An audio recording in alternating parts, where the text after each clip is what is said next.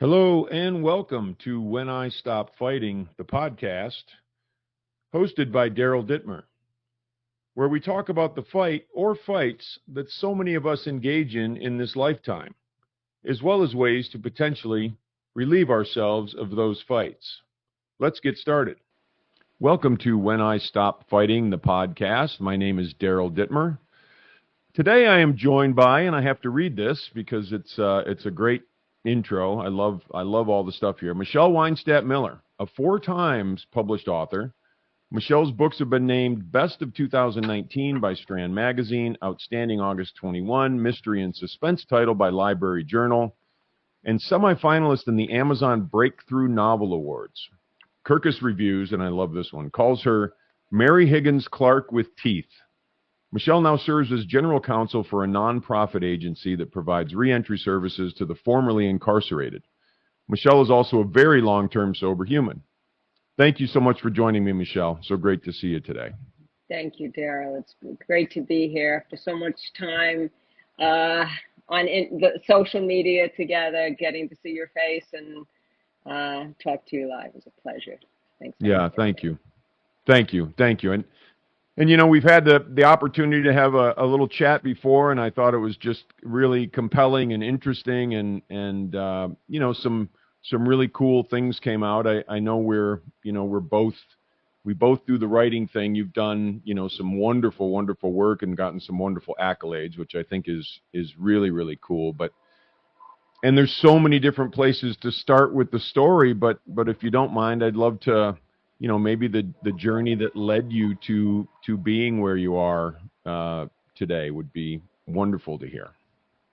Oh, okay, sure. So I began my nefarious career as an addict at 13 years old. My father had multiple sclerosis. He was very ill, and the family was pretty much in disarray. And I medicated those feelings. I wanted to start getting high by the time I was 11, so I guess I was destined for that. So at 13, I started with alcohol and marijuana, and then quickly found pills. And stopped going to school. Not stopped going to school regularly. And my first bottom, which I didn't recognize as a bottom, was that I was kidnapped and raped on my way home from school at 13. And then I went on a really bad run for about a year and a half.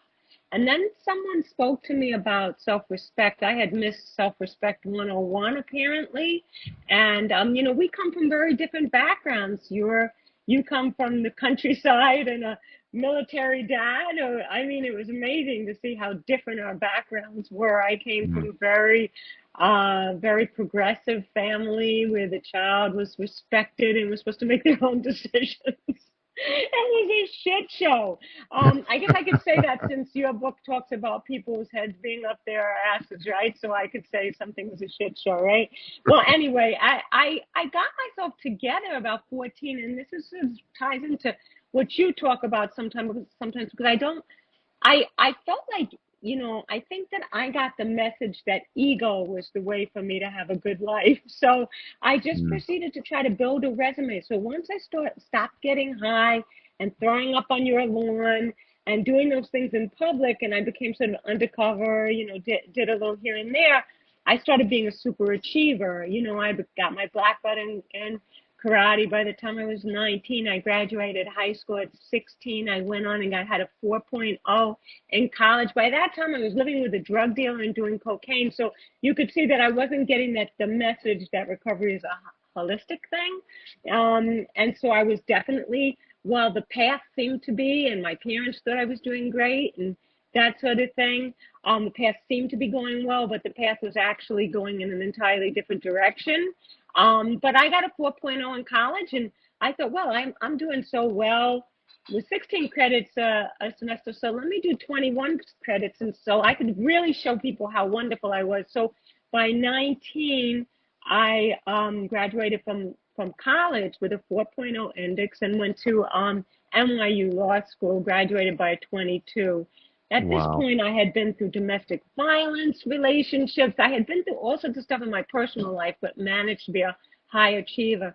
But as soon as I got out of law school, it was the cocaine craze days of the 80s, and I was offered cocaine, and it was just, I call myself a person who switched seats on the Titanic. I never really understood the nature of addiction. So if I stopped doing one substance, I thought I was fine and I could do other substances. And it took me a long time to learn that lesson that I couldn't do that. Um, so I, uh, so I, Sorry, I'm not alone in the house. I never seem to be. I live in Manhattan, and so I'm in an apartment. So it's like things are always going on. And I have one big dog and two cats and two humans in the house, right now, and one human away. So, I'm just not used to, like, when I'm speaking on these sorts of things, having distractions. And we went through this last time. So, okay, so here we are. And nobody is doing anything wrong. It's completely me. So anyway, once I got a big firm job, right? And I was still trying to prove to everybody how wonderful I was. I was, very excelling in athletics, and I was a lawyer. And my dad died when I was 22, and it really devastated me, and I went off the cliff at that point. And at that point, people were doing cocaine socially, but me, I'm not much of a social drinker or drug user, so I ended up having like significant problems, and it really warped my thinking. So as an example of that, I decided that instead of being an attorney, I could be a drug dealer. And there were things that happened that led to that, but that is what happened. Within a couple of years, so I stopped practicing law and started doing very well as a drug dealer because I am an overachiever, and I applied all of those entrepreneurial ideas to drug dealing. And I ended up unfortunately, I sold a lot of drugs. And it gave me the illusion that I could do that, and not practice law and not be a part of society and not have the normal responsibilities. And I had no ethics, no innate ethics guiding me. Like, we practice principles. I didn't have principles. Everything filtered through my own, I guess, I don't know if it was narcissistic, maybe, my own self-centered filter and my justification of the lifestyle that I was living. I switched seats on the Titanic again because I thought cocaine was the problem, because I had a really bad cocaine problem, and I got a perforation and I couldn't stop, when I started. And, so I ended up switching seats to heroin. And within a few weeks, I had gotten arrested. And so I got arrested in New York, where we had the Rockefeller law, and faced 15 to life in prison, and fought that case for 4 years. In the interim, once you get incarcerated, everything falls apart very quickly. I went to Rikers Island. I got arrested again. I went to Rikers Island again, spent a few months there.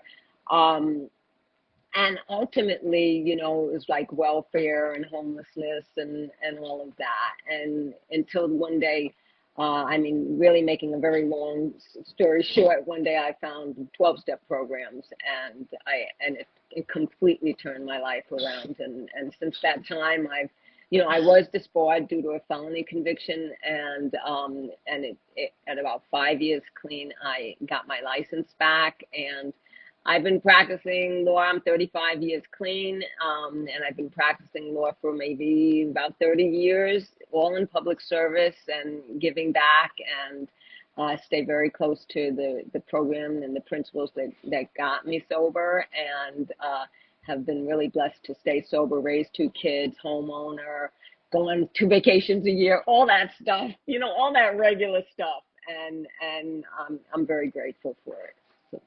That's what a story. I mean, it's. I love to hear the word gratitude. I love to hear when people say I'm very grateful for it, because ultimately it is about living our lives, right? It's about living our lives. There was an old timer when I first came around years ago, and he used to say, our what we're here to do in the 12 steps is to become a useful member of society. And I was like, well, that's boring. Is that it? Is that all we're going to do? And you've obviously achieved incredible amounts of things, which is really, really cool. But, there's the useful member of society, and then there's, all the things that you've done in your life, which certainly not the least of which is your writing. That's one of the books that I was fortunate to read that you recently wrote and published, and it's just I've written a book and blah blah blah, but your writing to me was just compelling and it just gripped me and it was really really cool. So how did you go into the writing journey, and we'll talk about how that sort of marries with recovery and sobriety and all that stuff in a little bit, but how did that journey start?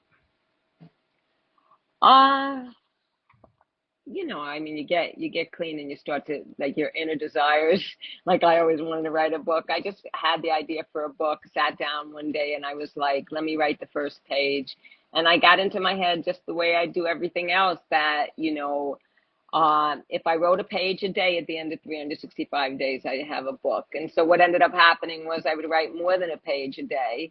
And, at the end of 10 months, I had a book, and then I edited it, and then I, found an agent for it. And then they couldn't sell it. And then I had to show up and write another book and found another agent for it.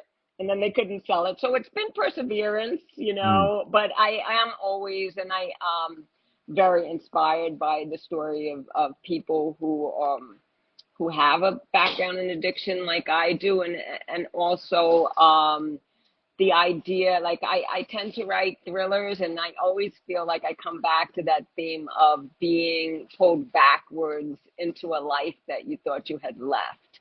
Mm. And so that has been something that I in the lower power, it's, folks are clean, they're, sober, they're living their lives, everything's coming together, and then this evil power lands, in the midst of them, that, threatens to pull them back into the disillusionment that they were in before. And so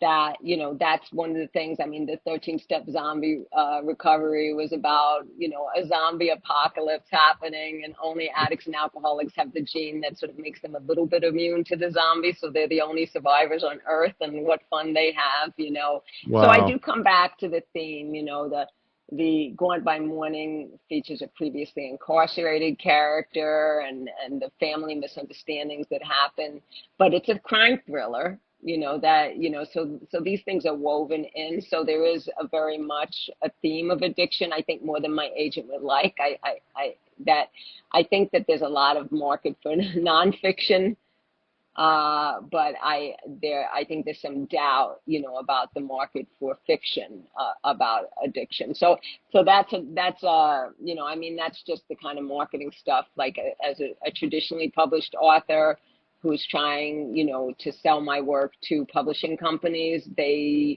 are not grabbing on these books the way one would like. And so we go out and we guerrilla market them, and that sort of thing. And I think that's just the nature of the market right now. But I certainly love writing. And and if there's anything, I don't know about you, but if there's one thing, like, I was watching the Olympics recently, the Olympic trials. And after, like, somebody would get like a world record, and they would be like, thank God. And I finally understood that, like, they could practice all they want every day and be the most diligent practicer. But if they didn't have grace, if they weren't born with certain kind of genes or something, and had the resilience so that they didn't, have injuries, they would not be winning, they wouldn't be setting world records. And it's the same thing I feel when I sit down to write, like, and I know, and you're a really good writer, and I really appreciate your writing style and your skill at writing. But there's Thank no you. way, yeah, and that's from my heart, because I think you're really great.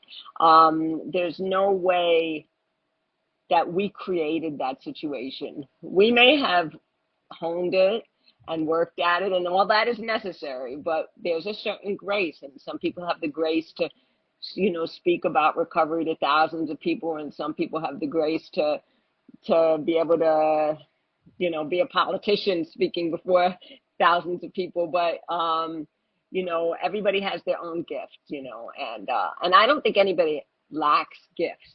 It's just that the Mm. gifts that I have, it's one of the the biggest, I think, in my life indicators of the existence of a power greater than myself, because I didn't create the ability to sit down and not even know what a chapter is going to be about, and then stand up an hour later and I've got the story has gone in a whole different direction.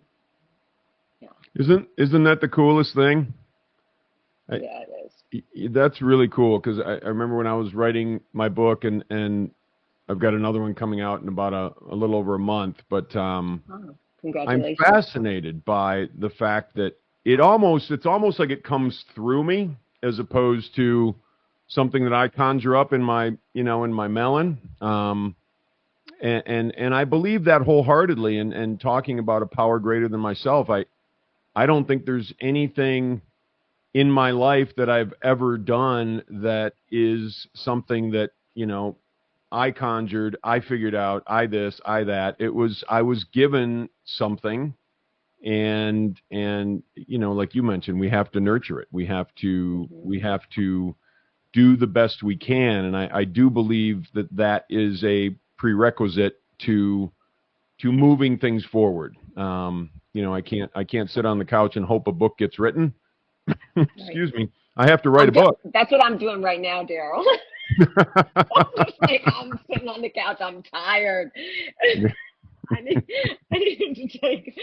the book to write itself right now. Do you have another one in the works right now? I have a couple of books in like that I've started that are at various stages, but like I really have decided to take a little break, and I've had a book come out every couple of years for the past several years, and plus I work full time, plus long hours, kind of full time, and kids and animals and stuff like that. So I'm just trying to enjoy the journey a little bit and give myself a break, so that the next thing I write will be something I really love. Yeah. Very cool. So I've given myself permission, but I'm not 100% comfortable with it. I'm like, are you supposed to be doing something right now? Because I could be writing a half hour a day, and and just moving things along, but I'm giving myself permission right now. I think that's wonderful. I really do. I have a hard time doing that myself, for myself, and what is the old the Buddhist, the Zen monk said something like, don't just do something, sit there. And sometimes they say that in Al-Anon too. Is that a Zen thing? Yeah, I think so. That's funny. I didn't know that.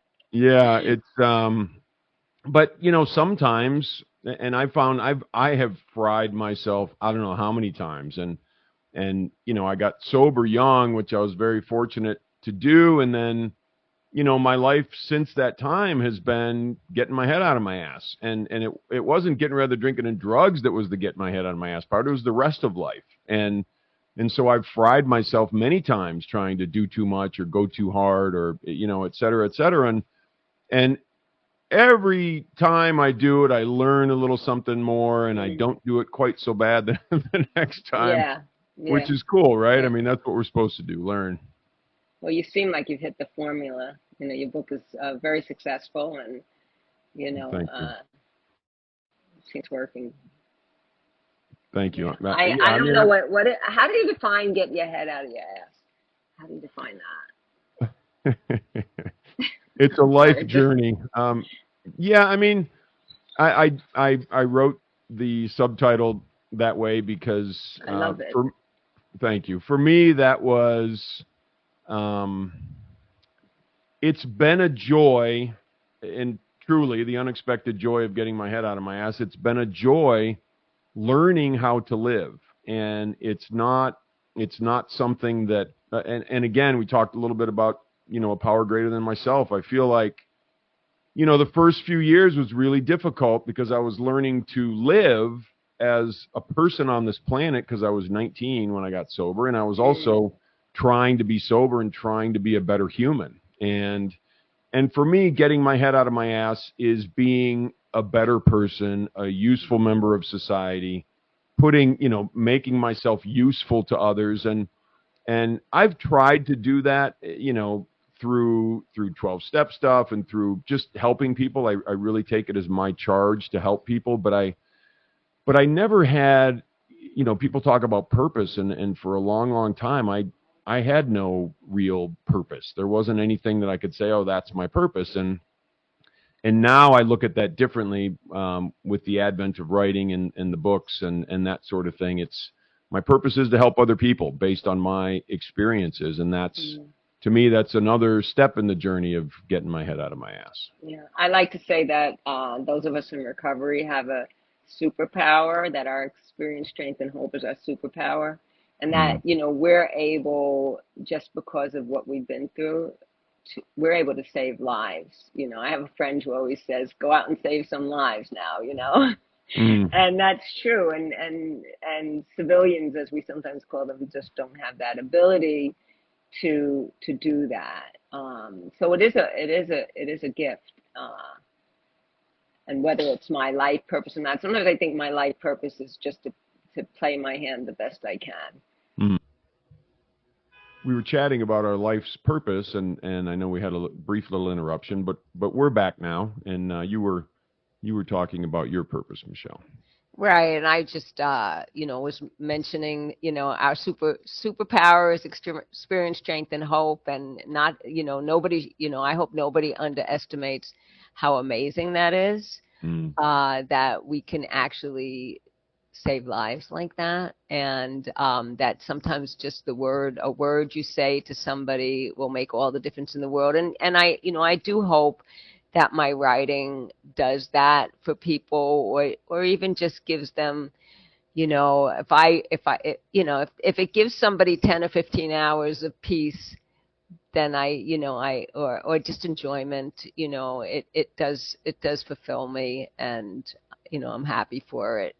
It's so easy to discount those small things that that one gets back, but it is. I think our charge as people in recovery is to do that. There comes a point where that's kind of what we have to do, right? And try to help others. And I try to do it in so many different ways. I mean, I think my books hopefully will help people, but I also, just in terms of trying to help people live a better life, or think a little differently, or maybe some of those things that they're dealing with aren't as life ending as you think they are, and just talking to people about how to have a better life. And I think, because it's pretty rare, quite honestly, where who walks around saying, oh, I'm pretty happy, joyous, and free. Not that many people do. And I think there's a lot of people in recovery who have taken the 12 steps,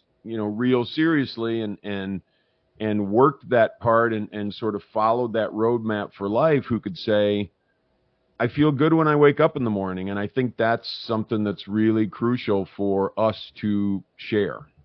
Yeah, I mean, right now the legal work I do is mostly with people who are returning from prison, or have had an interaction with the legal system, the criminal legal system, which I've had the misfortune of having, and which is really a lifetime trauma.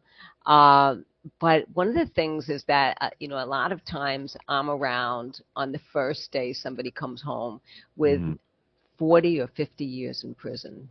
Oh, right wow. now. Yeah, and sometimes they're people that were 20 when they went to prison, 25 when they went to prison, and they're elderly by the time they come out. And they, and I get to see people helping them learn how to use an iPhone, and I get to talk to them. And interestingly, it's quite overwhelming as an experience, as you can imagine. So oftentimes they have to go through a period where they get very unhappy. They get happy, they're thrilled, then they get really stressed out because everything is difficult, and then they come to the other side of that. But, talking with some of them and seeing that they just want a peaceful life, like and knowing that they've missed the majority of their life, at least in terms of being free. And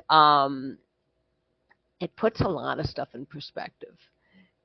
Like if they, that it's so hard in this society to feel satisfied with your own life. Like that's not the way this culture breeds us. So it takes a lot of, spiritual work just to enjoy the journey of your life and just to be satisfied and grateful for it. That's why I think making gratitude lists is such an amazing practice. And some of my best years in recovery were when I was part of groups where people did like these email gratitude lists, like all the, women would be on one gratitude list, and we would all every day share whatever things that we wanted to share on this email list. And because it's just an amazing it's an amazing gift that we get when we live this lifestyle, that to be grateful for what we have and to understand that it's all about the journey. And I, me being the kind of person, that I wouldn't be surprised if you were too, being the kind of OCD super achiever kind of person, that I could miss my entire life obsessing about the next goal. And I just don't want to do that, which is partly why I've taken this little break in the writing, and I'm letting the book go where it goes. And, is because I really, want to enjoy my kids and my home and my dog and my cats and my husband and, and just, but still I have to be of service. Definitely. For sure. And I can't imagine like the life that you live and the person you are, and how many people honestly walking around today. And you said, becoming happy in the world today is really difficult. I agree. I think it's impossible in how the world is set up and structured without looking at the unseen, without looking at the gratitude, without looking at things that we're grateful for. But who talks about gratitude? Who talks about, not too many people do. Who talks about let's be grateful for what we have. Let's not just constantly be trying to grab the next thing or do the next thing. And I am exactly like you, the OCD, maniac, whatever, like just go, go, go. But it feels really good that over time I'm able to temper myself, and it's not always comfortable. It's not always comfortable to don't just do something, sit there, right? Because it's really not. I mean, it's difficult, hard. but it's necessary. We have to let go. I like, there's somebody named Lila Orr that talks about letting go of the old ideas, I mean, it is all through the literature and all the programs, but, letting go of the idea that I'm doing something wrong if I'm not doing something more, it's a very strong voice in the head. It is. And I was speaking with someone, not too long ago about that very thing, that it's, I think we grew up, and people who, get addicted and go down that road, are very sensitive human beings. I think we're very sensitive human beings, and we're sensitive to all of the potential input, and, we harden up over time, but I'm a sensitive dude, and I spend a lot of my life trying not to be. And trying to push that away, and trying to be tough guy, Rambo, all that sort of stuff. And it doesn't work. That doesn't make me feel any better. It makes me feel worse. So going back to the gratitude and not having to have how I feel be dictated by what I accomplish. Right. That's huge. Yeah. I mean, that old idea that you got from your dad that you were supposed to just man up all the time. It must be a lot to let go of. I can imagine. And and it's hard to let go of this low self-esteem too. And I have I always, like I say, I have a really big shame button, like that my mother installed. Love her to death, but she was a person with, like they say, low self-esteem and a big ego herself. And, when I make a mistake, like that perfectionism thing, when I make a mistake, it's really hard for, I've gone to, I like to say that I'm a mistake-making machine. I heard that once, like decades ago, and I've run with it ever since. Like, as long as I'm human, I'm going to be a mistake-making machine. And like the humility we learn helps us to be able to tolerate the fact that we're imperfect, and how trying to be perfect is just a recipe for disaster, and comparing ourselves to and all the others and all the things that we do in that whole vein. how that's a recipe for suffering. So, but the issue is that we are always going to keep making mistakes. So nowadays I could see myself coming and I could say, oh, okay. And, I could sit down and I could journal about it, write about it, and, not take everything I feel as being a sign of the truth, that, feelings aren't facts, but they do tell us something. So they're not fiction either. But they do pass and they pass faster if I, Right. try to like write about them and understand, how those old ideas play into me having those feelings, so. Yeah, I when I first got around the tables and people would say things like this too shall pass, or first things first, or easy does it, or one day at a time, and I had no idea. I had no idea what those things meant. I was overwhelmed by. Maybe it was just because they were too simple. I just couldn't get my head around it. But I couldn't find myself living that way. I couldn't find myself integrating that stuff into how I live my life, and it took a long time to understand, like you said, feelings aren't facts, and I 100% agree they're not fiction either. So that makes it a little bit tough. You have to kind of dig a little deeper and say, okay, maybe they're just guideposts. Maybe there's something that's trying to gently move me in a direction, and if I don't maybe move in that direction, that feeling may get stronger. Yeah, I mean, a couple of things, like when I was new, I did not know feelings passed. I had no experience with letting feelings pass. I either, I would, if I had a fight with my boyfriend, I would make up on the dope line, like, or, a lot of people just pick up a drink. Like there was no reference point for me to know that, but people told me that. And so the first time I tried it and I saw how quickly the feelings passed, that was amazing. Like one of those light bulb experiences. I'm like, oh, so feelings, because it really was, I was just trusting you that they passed on that first time, and Right. really did not know. I felt overwhelmed by my feelings. The other thing that I learned quite a long time ago, that I've tried to remember, is like it related to the 11th step, where I heard it said a long time ago, nothing I say is really original, or most things aren't. Only the superpower one was original to me. Everything else, I like to attribute it to whoever. Somebody said in a meeting decades ago, they said the 11th step taught them that 9/10 of their problem is in their thinking. They mentally create a world in which they cannot live. So like just understanding that a lot of times when I get a feeling, it reflects the fact that I have mentally created a world in which I cannot live, whether it's due to perfectionism, unrealistic expectations, goals that have nothing to do with happiness, grandiosity, low self-esteem, all of the thinking that we have that creates feelings that we can't live with. That was a helpful thought to me, because just a little bit of meditation teaches me that, most of the stuff I think about. I mean, how many times have you had conversations with people that weren't there? Like you're going to a family gathering. I mean, I remember every time I used to go to a family gathering, I would imagine all these conversations with all of these people I had issues with, and I would say this and they would say that, and I would say this, and then it dawned on me after a time that I'm having conversations with people who aren't here.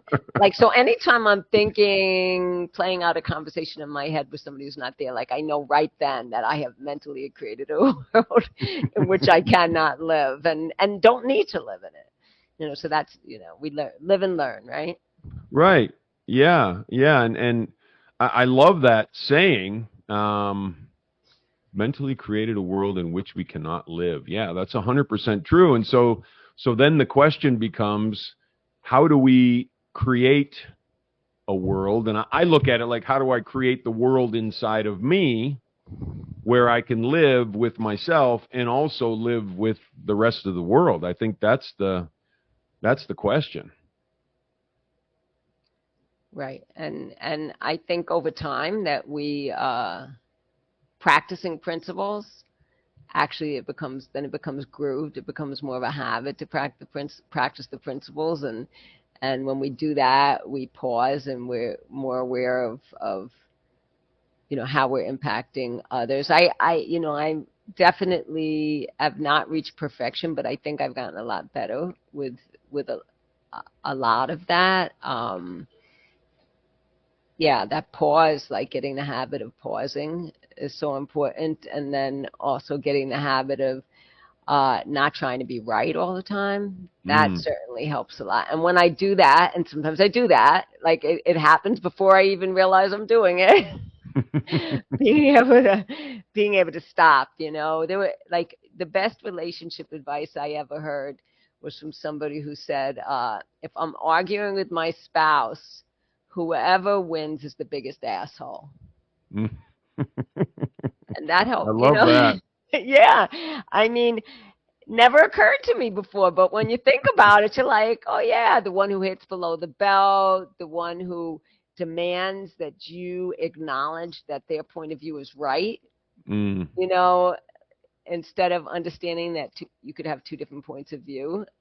I mean, all of this, like, I mean, I don't know how many people listen to your podcast who are sort of newer to this process, but it all builds on itself and provides an ability to intuitively be able to do a lot of this imperfectly every day. Right.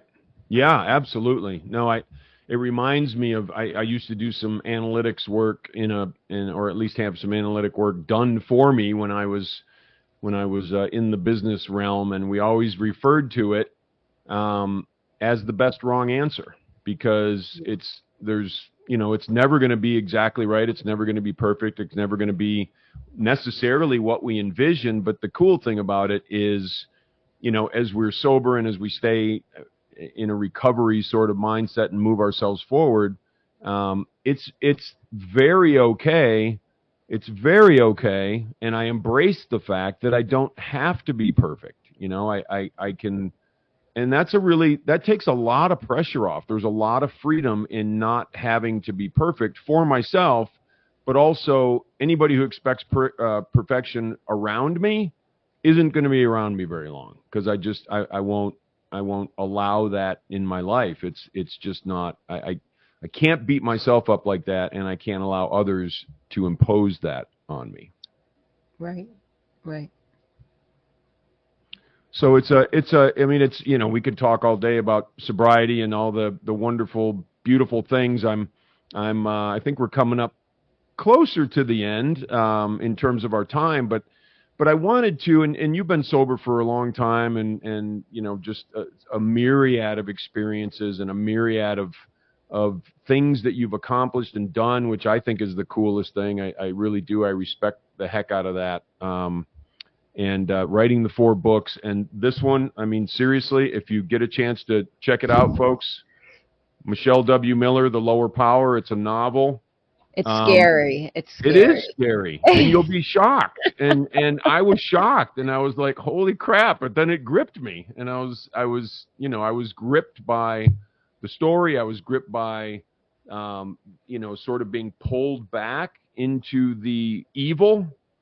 And I never, it's so metaphorical, right? It's so metaphorical, because that can be what happens to all of us. So, without giving too much away, a cool book. But before we go, I'd love to have you, for anybody who is new, we're getting more and more listeners all the time, which is cool. And I'm hoping we get some folks that are newly sober, or it doesn't even necessarily have to be addiction. It can be any of life's problems, any of the issues, paralysis, by fear and all the things, we're scared to do stuff, or we're scared to move forward. Or we need to get better at our recovery or start to move our lives forward. What would you tell folks that are starting on that journey?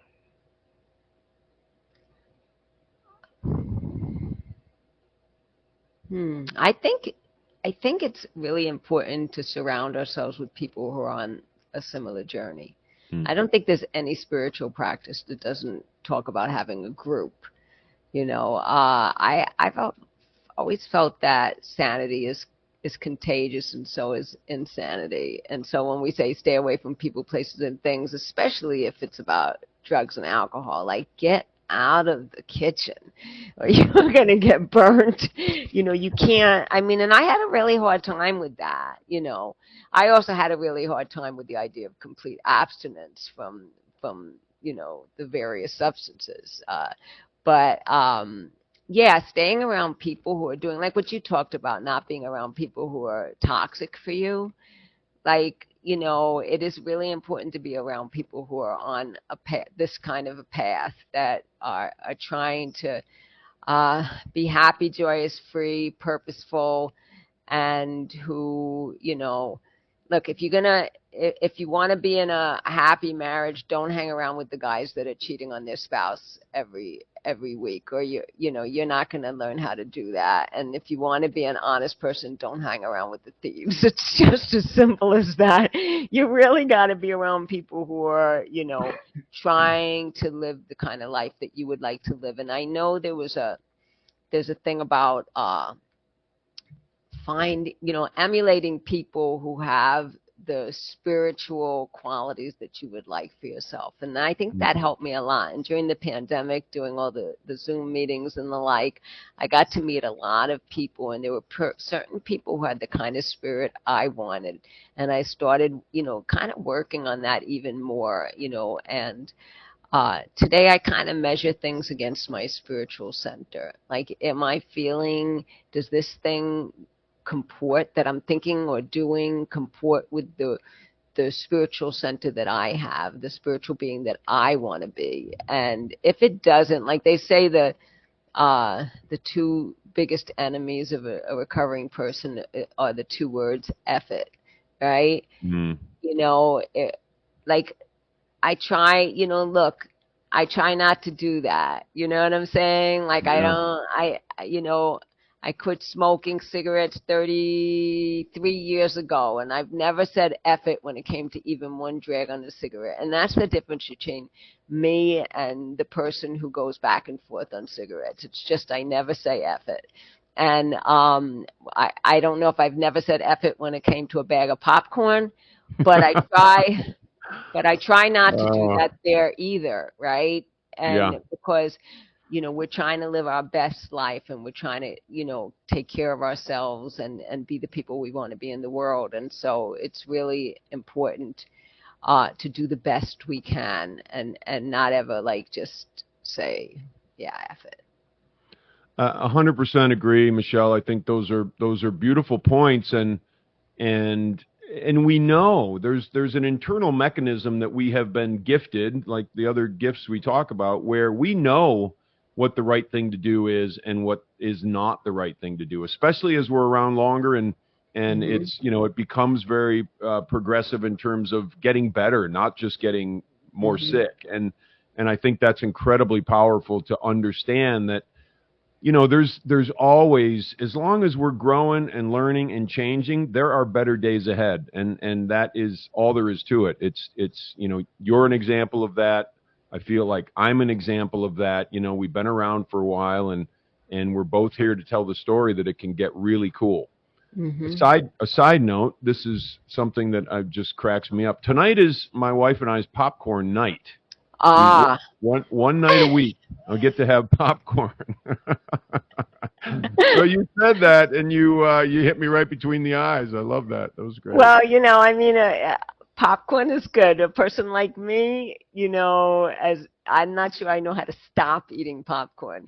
So that's the problem. I don't either. That's why we do it one night a week, and we've got our batch of popcorn, and that's that. So how do we find you, Michele? How do we find your work? What's the best way to? And I'll put all this information in the show notes, but if you could let us know. Well, the best thing to do is just go to michelewmiller.com, and you could see all my books up there, michelewmiller.com. And the books are widely available from all different places, including libraries. If you go to the library, please request that your library order my book. I love libraries. I don't care if you spend any money on my book. Just I want people to read it, and please contact me on my website if you want to. And I would always love to hear from people. And I think that's the easiest way. We'll give you all the links on my website. That sounds great. I will put that in the show notes, as I said, and people will be able to get in touch. And if you read the book, and I highly recommend reading the book because it's a really cool. The Lower Power is the one that I've read. I will read the rest. I've just got a backlog that I can't dive into I hear right you. now. Me too. But if you read it, please leave Michele a review. That's really crucial Right. for helping move things along, and it helps with our author journey. So if you love it and you can leave a great review, we'd very much appreciate it. Michele, thank you so much. I very much appreciate your time and your wisdom and all that you've shared with us. And And we'll my talk. dog is saying goodbye. Can you hear her now? Yeah, I can. Yes. Bye, pup. All right. We'll talk soon. All right. Thank you so much. Thanks so much, Daryl. Appreciate All right. you.